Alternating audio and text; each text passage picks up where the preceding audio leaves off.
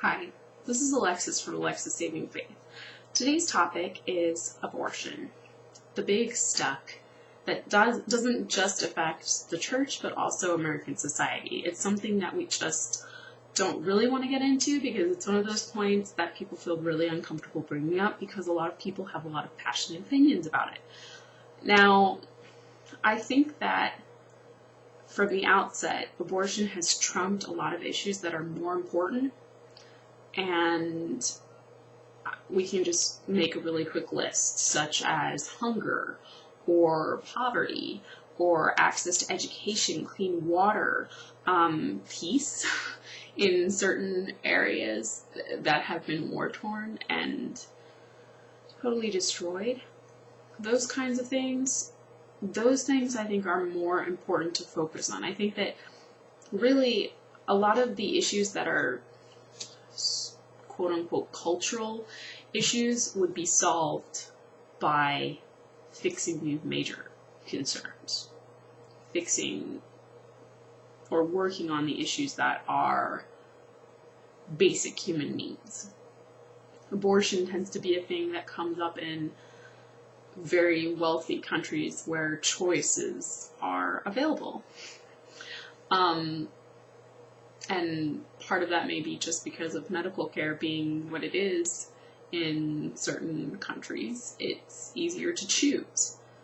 Now, there are certain circumstances that a woman will choose to abort. And with my experiences and the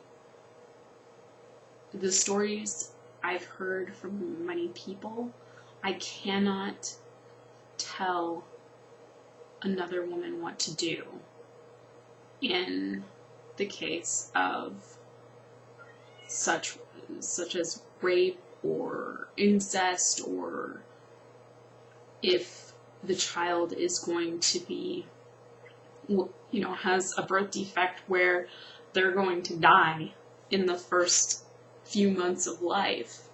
I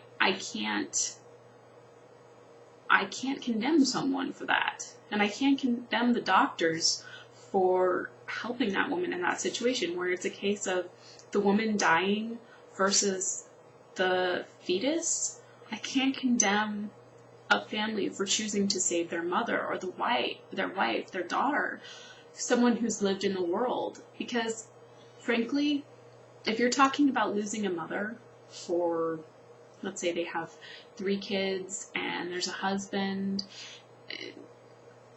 the mother versus an unborn child that has not built up relationships with the community, what's more compassionate, really? Saving the mother or the unborn fetus, which hasn't established relationship, which hasn't established a contribution, and the mother's contribution being so incredibly critical. I don't think we can condemn women for choosing that, or for a husband wanting to keep his wife in this world. I just can't. And I can't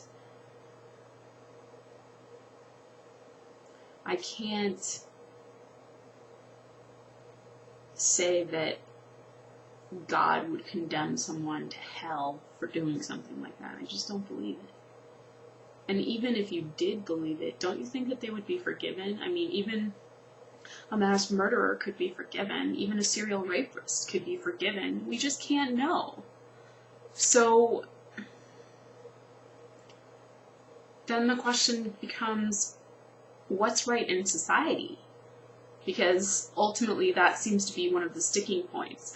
The church is talking about this being a political issue and acting in a political way on these things in certain demographics.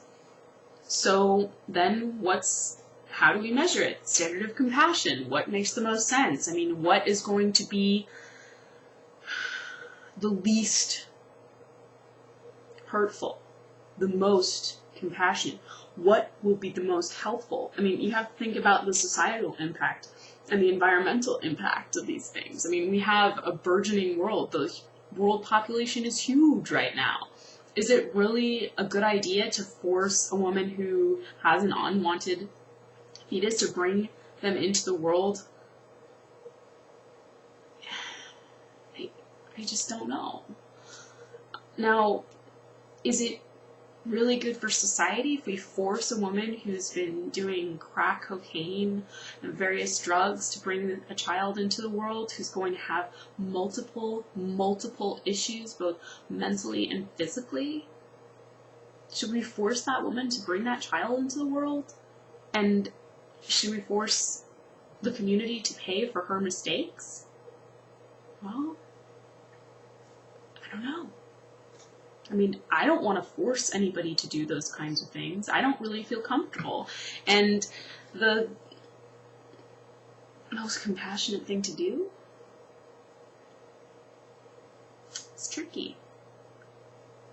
We have to look at the context. You cannot make an absolute judgment on people in a situation as morally sticky as this. Just can't.